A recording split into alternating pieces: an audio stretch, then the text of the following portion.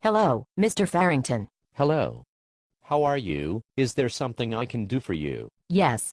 I am interested to know if you have an outlook on the balance of President Obama's presidency. I was just looking at it again. It is not that pleasant, I'm sorry to say. Oh, no.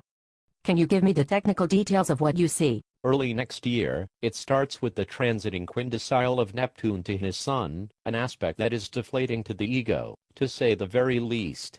This occurs just before the transit of Neptune square his midheaven. This is extremely important for a president.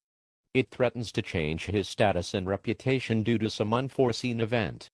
This is topped off next summer by the most difficult aspect there is in astrology. The most difficult aspects in astrology. Yes.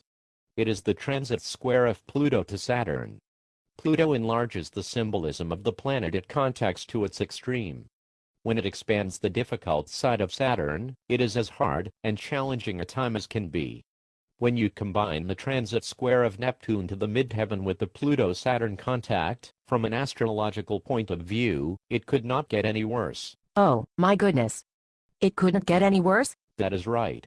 Although anything can happen to mitigate the astrology, what we are looking at here is a very bad year in the Obama presidency, and it could be due to illness. This is terrible. What's more is that he has his secondary progressed full moon next year. What does that mean? When the secondary progressed moon and secondary progressed sun are in opposition, it is an important part of one's life cycle, one of the two most important. In the case of the full moon, there is usually either a positive illumination of one's potentials in a rewarding way, or there is the realization that a certain course of action has run its course, making a new direction necessary. This sounds more and more ominous. Exactly.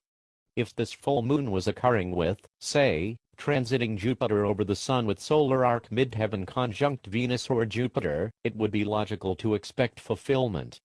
But with the Pluto and Neptune contacts, especially in the horoscope of a politician, it is very ominous. And so do you see that he can win re-election?